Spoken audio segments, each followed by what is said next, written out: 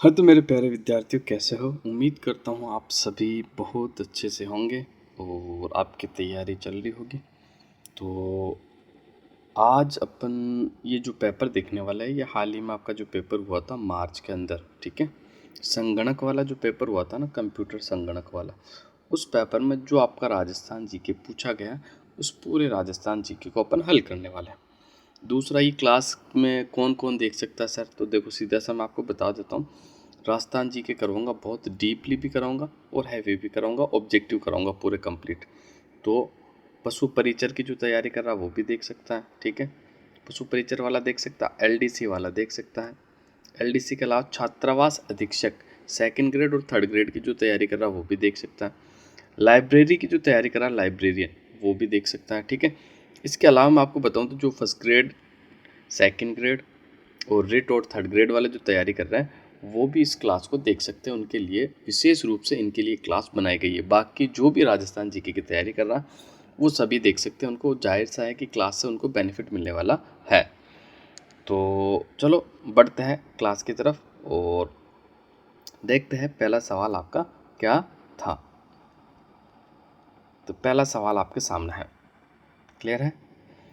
राजस्थान के किस राजा को वाकपति की उपाधि से सम्मानित किया गया था? तो पहले का जो आपका राइट आंसर हो जाएगा कौन सा हो जाएगा? ऑप्शन नंबर सी जो है आपका बिल्कुल राइट आंसर हो जाएगा। पहले का जो आपका राइट आंसर होगा कौन सा होगा? ऑप्शन नंबर सी जो है आपका बिल्कुल राइट आंसर हो जाएगा। मुंज, राजा मुंज को वाकपति की उपाधि से सम्मानित किया गया था। अब देखो, राजस्थान में बहुत सारे राजा हुए, उनकी अलग अलग उपाधियाँ थी। तो कुछ उपाधियों की बात मैं कर लेता हूँ जो कि एग्जाम्स में बार बार पूछी जाती है और इम्पोर्टेंट भी है। एक देखो पूछी जाती है, जांगलधर बादशाह उपाधि किसकी थी? ध्यान से सुनना, बहुत स्पष्ट रूप से क्लियर करूँगा, कोई भी डाउट आपका मैं बाकी नहीं रखूँगा। बस आप नए हो तो चैनल को ज़रूर सब्सक्राइब करना, और जो तैयारी कर रहे हैं कंपटीशन एग्जाम्स की, जो आपके मित्र है, भाई बहन है, मामा का, चाचा का जो लड़का है, उन्हें शेयर कर दे बस। जांगलधर बादशाह, जांगलधर बादशाह, ये जो उपाधि थी ना जांगलधर बादशाह, ये किन की थी? तो ये जो उपाधि थी जांगलधर बादशाह, ये बीकानेर के एक शासक थे, कर्ण सिंह। कौन थे भाई? बीकानेर के शासक कर्ण सिंह की उपाधि थी। क्लियर है? किसने दी थी ये भी याद रखना, ये औरंगजेब द्वारा दी गई थी। किसके द्वारा? औरंगजेब के द्वारा, ठीक है? बिल्कुल याद रखना, मुगल बादशाह औरंगजेब के द्वारा दी गई थी। क्लियर हो गया? अब और बताता हूँ मैं आपको, जो बार बार एग्जाम्स में पूछी जाती है, ठीक है? एक है आपकी कौन सी उपाधि है, तो आपको बिल्कुल याद रखना, हिंदू पथ, बार बार एग्जाम्स में पूछी जाती है, आपको याद भी होगी, हिंदू पथ। ये जो उपाधि है ना हिंदू पथ की, ये जो उपाधि धारण करी थी किसने करी थी? तो बिल्कुल आपको याद रखना है, किसके द्वारा? राणा सांगा के द्वारा। किसके द्वारा? राणा सांगा के द्वारा। बिल्कुल आपको याद रखना, कौन से राणा सांगा? खानवा के युद्ध वाले राणा सांगा, ठीक है? 80 गांव वाले राणा सांगा, ठीक है? तो वही राणा सांगा ने हिंदू पथ की उपाधि भी धारण की थी। इसके अलावा मैं बात कर लेता हूँ तो कालभोज, ये कालभोज उपाधि किसकी थी? कालभोज। तो ये जो आपकी उपाधि थी ना कालभोज, ये बप्पा रावल की थी। किसकी थी? बप्पा रावल की थी, ठीक है? और इसके अलावा एक उपाधि है विषम घाटी पंचानन, विषम घाटी पंचानन। ये जो उपाधि है विषम घाटी पंचानन, ये किन की है? तो मैं आपको बता देता हूँ, ये आपके राणा हमीर की है, ठीक है? राणा हमीर जो कि आपके गहलोत वंशी शासक थे, ठीक है? मेवाड़ के उद्धारक भी कहा जाता है इन्हें। वो राणा हमीर की जो उपाधि थी वो विषम घाटी पंचानन थी।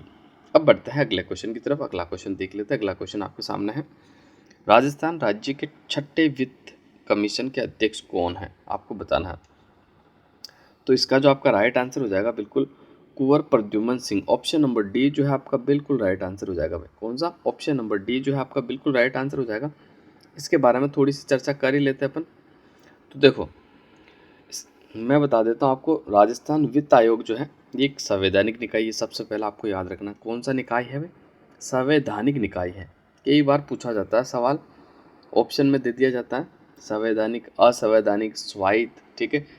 तो फिर इसका जो राइट आंसर हो जाएगा कि राजस्थान जो वित्त आयोग है वो एक संवैधानिक निकाय है। क्लियर? दूसरा, कौन से अनुच्छेद में इसका उल्लेख है?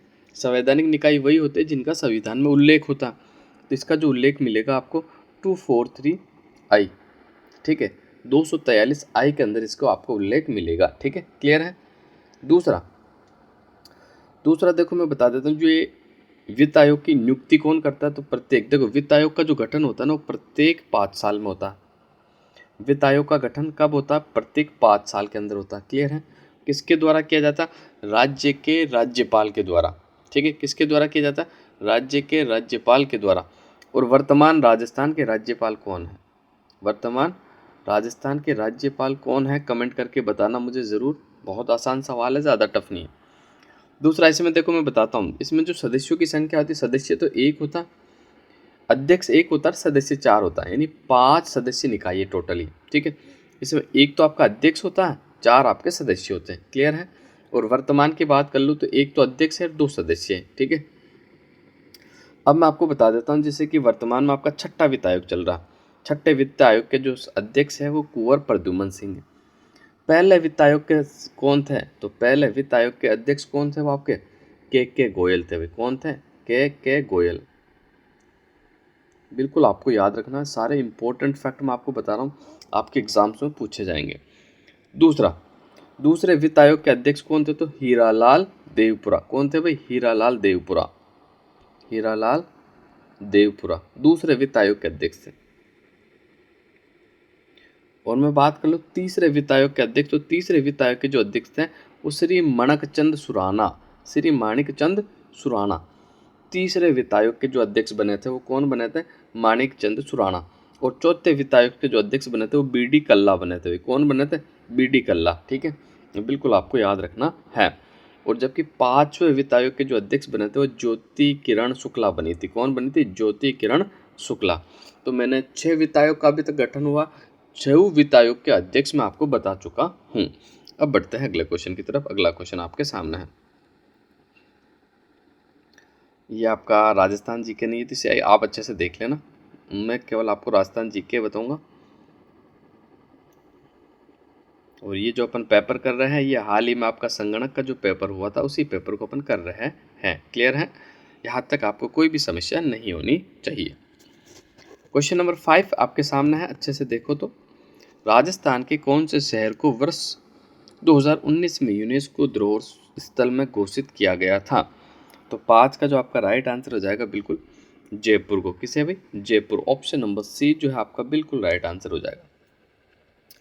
अब देखो मैं बात कर लेता हूँ कि राजस्थान में यूनेस्को की धरोहर के कुल कितने स्थल हैं, तो आप सभी को याद रखना है 9 स्थल है भाई। कितने स्थल हैं, 9 स्थल है, ठीक है। कौन कौन से ये बता दीजिए। तो सबसे पहले तो आपको पता कि 6 तो पहाड़ी किले हैं, जिसकी एक छोटी सी ट्रिक है जो आपको याद रखनी है, गाजर, चीकू और आम, ये 6 पहाड़ी किले हो गए। गा से गागरोन, जे से जैसलमेर, रे से रणथंभौर, ची से चित्तौड़गढ़, कू से कुंभलगढ़, आम से आमेर, 6 पहाड़ी किले हो गए। अब देखो, अब एक है केवलादेव राष्ट्रीय उद्यान, केवलादेव राष्ट्रीय उद्यान, क्लियर है। एक है आपका जंतर मंतर, 7 हो गया नहीं, 7 पर बता दिया मैंने। एक है आपका जंतर मंतर,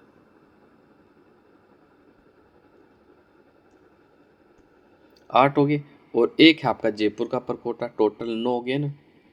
जयपुर शहर का परकोटा यानी जयपुर शहर। तो राजस्थान के अंदर टोटल आपकी 9 राष्ट्रीय धरोहर स्थल हैं। बिल्कुल आपको याद रखना है, यहाँ से बार बार आपका सवाल भी पूछा जाता है।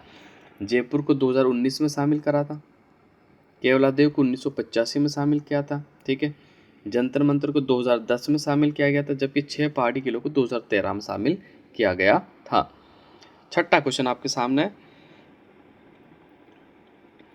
राजस्थान के प्रसिद्ध खिलाड़ी अरुंधति चौधरी निम्नलिखित में से कौन से खेल से संबंधित है, तो 6 का जो आपका राइट आंसर हो जाएगा ऑप्शन नंबर बी, मुक्केबाजी। ऑप्शन नंबर बी जो है आपका बिल्कुल राइट आंसर हो जाएगा भाई, क्लियर है।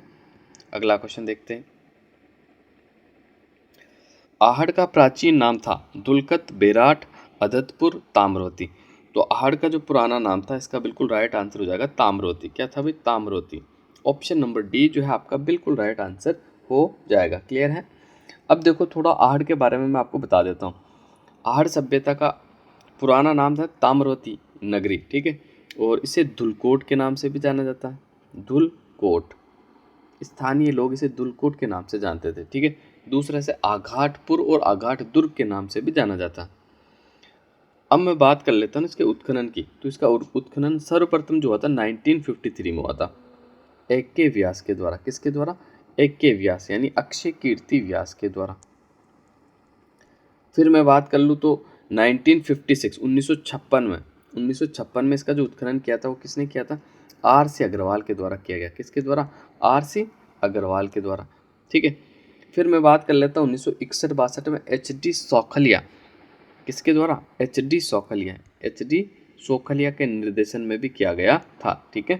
तो ये सारे फैक्ट आपको याद रखने हैं। और इस सभ्यता की एक खास बात थी, इस सभ्यता के जो लोग थे ना, वो मकान ईंटों के बनाते थे, वो जो धूप में सुखाई जाती थी। धूप में सुखाई ईंटों के मकान बनाते थे और पत्थरों का प्रयोग भी करते थे। बड़े और चौकोर मकान होते थे, पत्थर की नींव डालकर बनाते थे, ठीक है। मकान की छत जो बनी होती थी वो बांस से बनी हुई होती, जिसके ऊपर मिट्टी का लेप लगाया जाता था। क्लियर है? और यहाँ से क्या क्या मिला, चलो उसके बारे में भी थोड़ा सा मैं बता देता हूँ। एक तो देखो, आपका एक से अधिक चूल्हों के जो साक्ष्य मिले वो आपको आहट सभ्यता से मिला, ठीक है। तांबे की कुल्हाड़ियाँ, और मैं बात करूँ तो सिर खुजलाने वाला उपकरण, और मैं बात करूँ तो तांबे की 6 मुद्राएं आपको यहाँ से प्राप्त हुई हैं। अब बढ़ते हैं अगले क्वेश्चन की तरफ। अगला क्वेश्चन आपके सामने है, निम्नलिखित में से कौन से क्षेत्र में रतवई लोकगीत गाया जाता है? तो रतवई लोकगीत जो गाया जाता है मेवाती क्षेत्र में गाया जाता है। ऑप्शन नंबर C जो है आपका बिल्कुल राइट आंसर हो जाएगा। ये फिर आपका कंप्यूटर का हो गया। अब आगे बढ़ते हैं।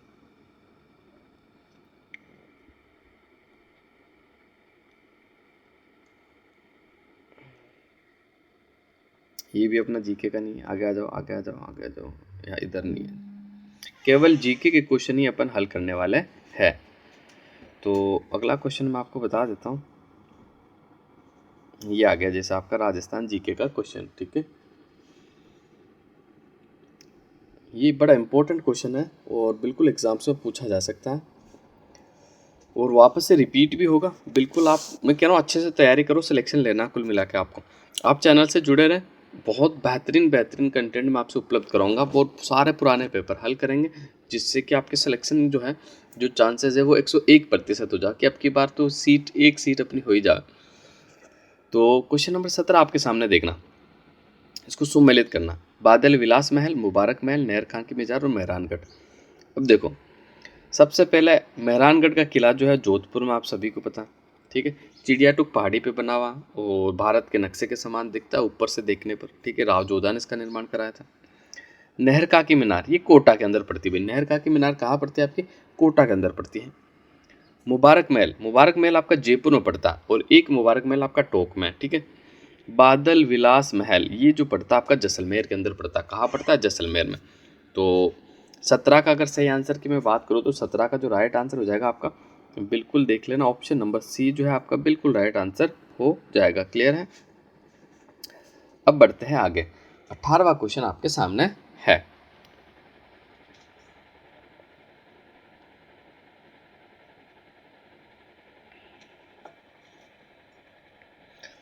राजस्थान के किस नगर में ओरिएंटल रिसर्च इंस्टीट्यूट स्थित है? तो 18 का जो राइट आंसर हो जाएगा ऑप्शन नंबर A आपका बिल्कुल राइट आंसर हो जाएगा भाई। 18 का जो राइट आंसर होगा आपका, ओरिएंटल रिसर्च इंस्टीट्यूट स्थित है। कहाँ स्थित है? तो ये आपका जोधपुर में स्थित है, ठीक है। ऑप्शन नंबर A जो है आपका बिल्कुल राइट आंसर हो जाएगा। आगे बढ़ते हैं, अगला क्वेश्चन देखते हैं। एक तरफ स्थानीय देवी देवता, एक तरफ जन्म स्थान है, तो देख लेते हैं अपन 19 का राइट आंसर आपका कौन सा होने वाला। देखो, तेजाजी का जो संबंध है वो नागौर के पर्वतसर और जन्म इनका मेला लगता पर्वतसर में, खंडाल में इनका जन्म हुआ। क्लियर है? गोगा जी की बात कर लो तो ददेरवा चूरू हो जाएगा, ठीक है। पापू जी की बात कर लो तो कोड़ू हो जाएगा। टल्लीनाथ जी की बात कर लो तो जोधपुर हो जाएगा, ठीक है। ये टल्लीनाथ नहीं, आपका तल्लीनाथ है जो मिसप्रिंट हो गया, जिसे टल्लीनाथ लिख दिया है। तो इसका सही आंसर की अगर मैं बात कर लेता हूँ तो ऑप्शन नंबर C जो है आपका बिल्कुल राइट आंसर हो जाएगा। क्लियर है? अब बढ़ते हैं आगे।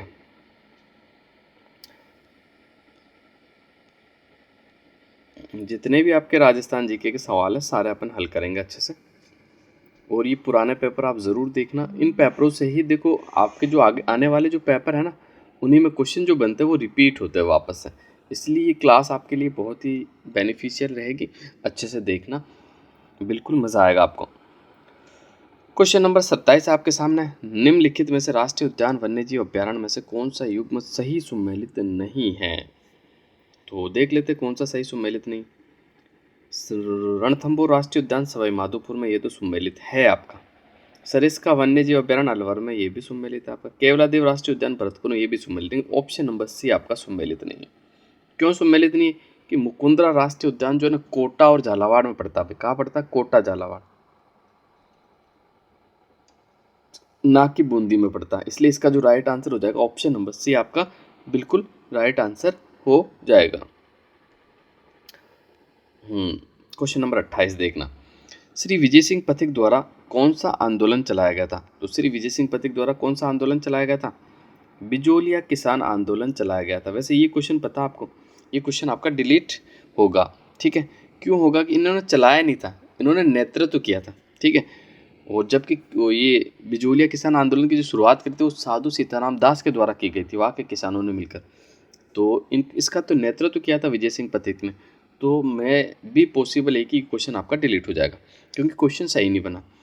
बाकी देखो, राजस्थान का सबसे बड़ा जो किसान आंदोलन है वो बिजोलिया किसान आंदोलन। कौन सा? बिजोलिया किसान आंदोलन। कब शुरू हुआ था? 1897 में शुरू हुआ था और 1941 में ख़त्म हुआ था। 44 साल आपका ये आंदोलन चला था। कौन सा? बिजोलिया किसान आंदोलन। अब देखो ये बिजोलिया पड़ता का आपका, तो बिजोलिया की मैं बात करूँ तो वर्तमान में ये बिजोलिया आपका जो पड़ता है ये भीलवाड़ा में पड़ता है। कहाँ पड़ता है भाई? भीलवाड़ा के अंदर पड़ता है, बिल्कुल आपको याद रखना, ठीक है। चौवरीकर का संबंध आपके बिजोलिया किसान आंदोलन से ही है, बिल्कुल आपको याद रखना। तलवार बंदाई कर का संबंध भी आपका बिजोलिया से ही है। अब बढ़ते हैं, अगला क्वेश्चन देखते हैं। राजस्थान के औद्योगिक प्रोत्साहन संस्थाओं का प्रमुख उद्देश्य क्या था? तो 29 की अगर मैं सही आंसर की बात कर लूँ तो नए उद्यमियों को प्रशिक्षित करना। ऑप्शन नंबर आपका ए वाला जो है बिल्कुल राइट आंसर हो जाएगा। अब आगे बढ़ते और देखते हैं राजस्थान जीके से क्या बना है आपके पेपर में। तो ये तो आपका राजस्थान जीके का सवाल नहीं है, बिल्कुल ये भी नहीं है। आगे आ जाओ, ये भी नहीं है। इधर देख लो, इधर एक तो सवाल दिख गया, एक ये रहा। अच्छा सवाल है। निम्नलिखित में से कौन सा टाइगर रिजर्व देश का 52वां टाइगर रिजर्व घोषित किया गया? तो आप सभी को पता है देश का जो 52वां टाइगर रिजर्व है तो कौन सा है? रामगढ़ विस्तारी है, जो कि कहाँ पड़ता है? बूंदी के अंदर पड़ता है, ठीक है। राजस्थान में कुल 6 टाइगर परियोजना, 6ठी प्रस्तावित है, 5 बन चुके हैं आपके, ठीक है। क्लियर है? पहली आपकी हो जाएगी रणथंभौर, दूसरी आपकी हो जाएगी कौन सी? सरिस्का, चौथी आपकी मुकुंदरा हो जाएगी, सॉरी तीसरी मुकुंदरा, चौथी आपकी रामगढ़ विस्तारी, 5वां आपका धौलपुर करौली टाइगर रिजर्व बना था, 6ठा कुंभलगढ़ बनने वाला ही है। क्लियर है? तो ये फैक्ट भी आपको बिल्कुल याद रखना है। अब आगे आ जाओ। अब देखो यह सुमेलित करना है। उपनाम आपको दे दिए गए हैं और व्यक्तियों के नाम सामने लिख दिए गए। तो राजस्थान का जो कबीर है वो दादू दयाल को कहा जाता है। राजस्थान की जलपरी रीमा दत्ता को कहा जाता है। राजस्थान का लौह पुरुष दामोदर लाल व्यास को कहा जाता है। राजस्थान के रेल बाबा किशन लाल सोनी को कहा जाता है, ठीक है। तो इसका जो राइट आंसर हो जाएगा आपका 36 का कौन सा हो जाएगा? तो बिल्कुल मैं आपको बता देता हूँ, ऑप्शन नंबर सी जो है आपका बिल्कुल राइट आंसर हो जाएगा। अब बढ़ते हैं आगे और देख लेते हैं राजस्थान जीके से आपके क्या पूछा गया है। एक ये रहा 38वां क्वेश्चन है आपके सामने। राजस्थान का प्रथम ध्रुपद गायक कौन था? तो इसका जो राइट आंसर हो जाएगा मधु भट्ट तेलंग।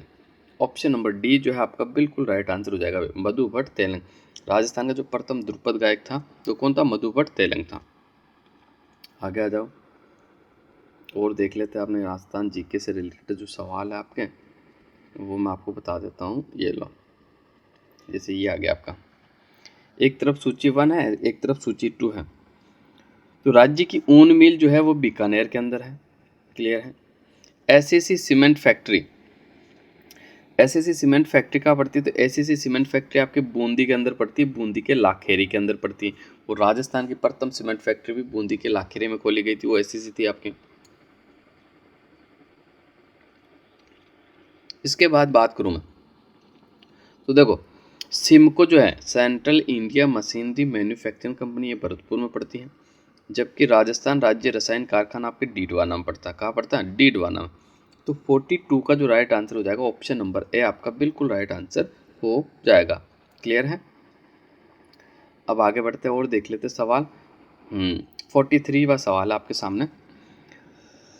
थार रेगिस्तान का कुल क्षेत्रफल है, तो थार के जो रेगिस्तान है इसका कुल क्षेत्रफल जो है, ये बिल्कुल अच्छा सवाल बना था, इसको याद रखना, वापस से रिपीट होगा। तो इसका जो राइट आंसर हो जाएगा बिल्कुल 238254। ठीक है, बिल्कुल आपको याद रखना 2,38,254 वर्ग किलोमीटर। ठीक है, ये आपके थार के रेगिस्तान का कुल क्षेत्रफल है। कुल क्षेत्रफल जो राजस्थान और पाकिस्तान में फैला हुआ है, यानी भारत और पाकिस्तान में जो फैला हुआ है उसका कुल एरिया बता दिया टोटल। ठीक है, बिल्कुल आपको याद रखना। जबकि मुख्य क्षेत्रफल जो राजस्थान फैला हुआ है 1,75,000 वर्ग किलोमीटर। ठीक है, ये सवाल भी एग्जाम में बना हुआ है। अब आगे आ जाओ, और सवाल इधर तो नहीं है, इधर चेक कर लो कोई राजस्थान जीके का आपका सवाल है तो उसे अपन हल कर लेते। इधर भी नहीं है, इधर आ जाओ फिर। 50 तक आ गए अपन, एक ही रहा। 52वां क्वेश्चन है आपका, है ना? देख लेते इसका सही आंसर आपका क्या होने वाला है। निम्नलिखित में से कौन सा पूर्वी मैदानों का भाग नहीं है, ये आपको बताना है। तो देखो कोटा भी है, अजमेर भी है, बूंदी भी है, माउंट आबू नहीं है, सिरोही। ऑप्शन नंबर डी जो है इसका आपका बिल्कुल राइट आंसर हो जाएगा।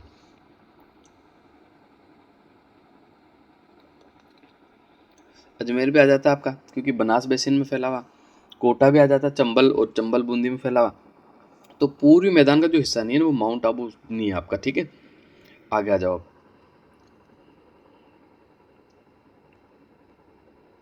52, राजस्थानी भाषा का शब्दकोश किसने निर्मित किया था?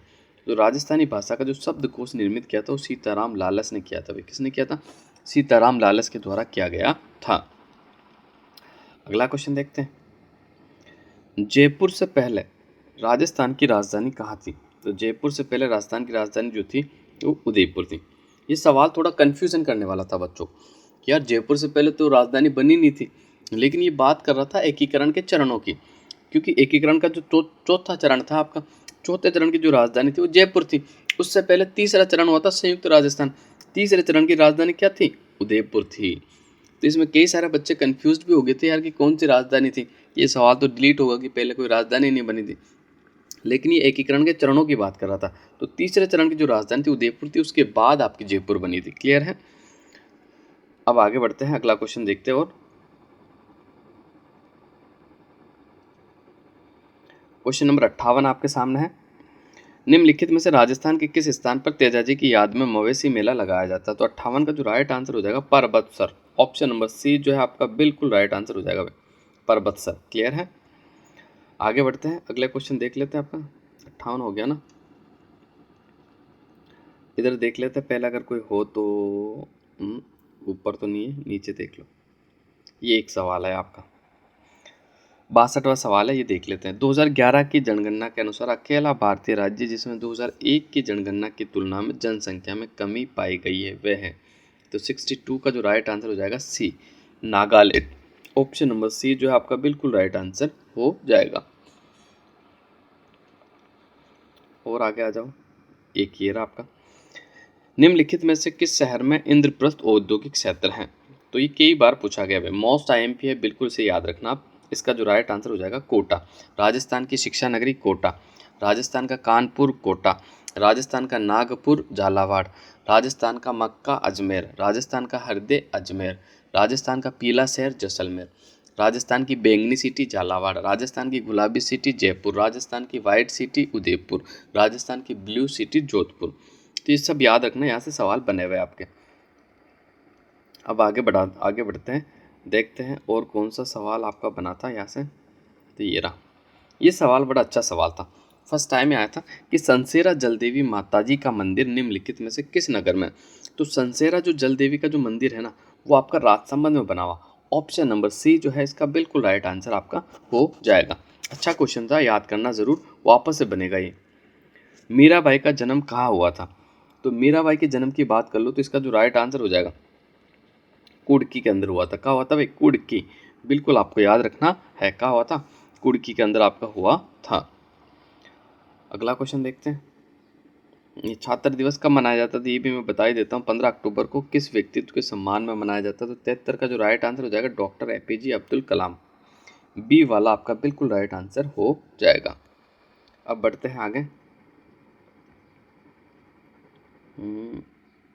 इधर तो नहीं है राजस्थान जी के, इधर देख लेते अगर कोई सवाल हो तो। योजनाओं वाला सवाल है जिससे अपन हल कर लेते हैं, ठीक है। 78 वाला है ना, 76 वाला सॉरी। तो इसको हल कर लेते हैं, इसको देख लेते हैं, इम्पोर्टेंट है, एग्जाम में बनेगा वापस से। देखो, राजस्थान ई ज्ञान पोर्टल का संबंध जो है वो है आपके किससे? कक्षा 12वीं तक के विद्यार्थियों को डिजिटल पाठ्य सामग्री उपलब्ध करवाना, ठीक है। मीना मार्च का जो संबंध है आपका वो है अभिभावकों के सामाजिक मुद्दों से संबंधित जागरूकता उत्पन्न करना।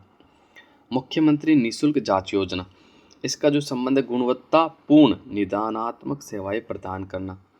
स्वामी विवेकानंद राजकीय मॉडल स्कूल, राज्य के पिछड़े हुए ब्लॉक में अंग्रेजी माध्यम द्वारा शिक्षा देना, ठीक है। तो आपका 76 का जो राइट आंसर हो जाएगा, बिल्कुल अगर मैं बताऊं तो ऑप्शन नंबर सी जो है आपका बिल्कुल राइट आंसर हो जाएगा।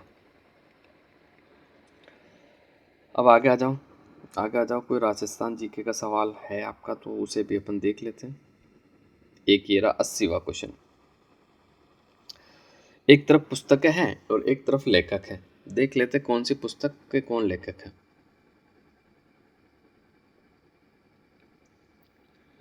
तो देखते हैं इसका सही आंसर क्या होगा।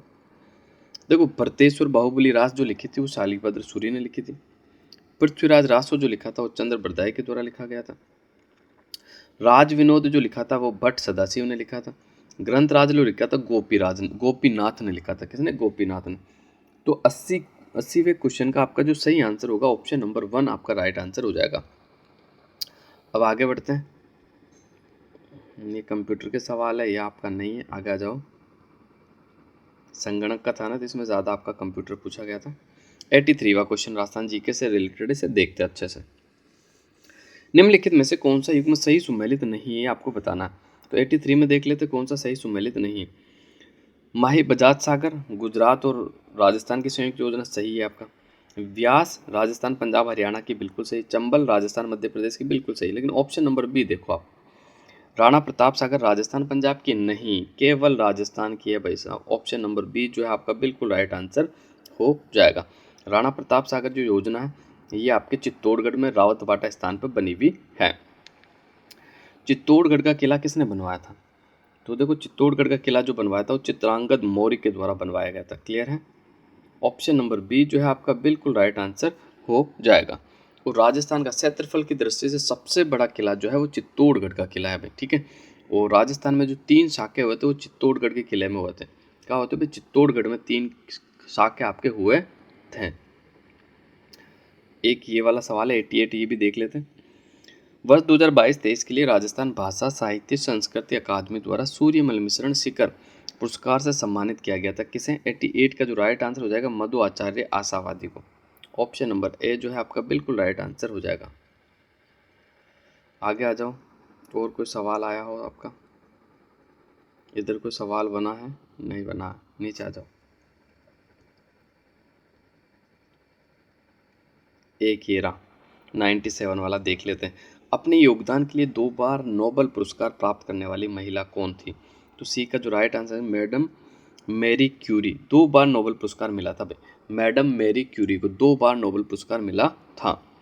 आगे बढ़ते हैं और देख लेते, कोई सवाल बाकी बचा है आपका? नहीं, बस इतने ही आपके सवाल थे राजस्थान जीके से, इंडिया से, जो सब मैंने हल करवा दिया। तो आज के लिए बस इतना ही, मिलते हैं नेक्स्ट क्लास में। और अब अपनी क्लासेज जो है रेगुलर रहने वाली है ना, तो सभी साथी वापस से जुड़ जाओ, अपने जितने भी साथी हैं सभी साथियों को बराबर कंटेंट मिलेगा, एक नंबर कंटेंट मिलेगा।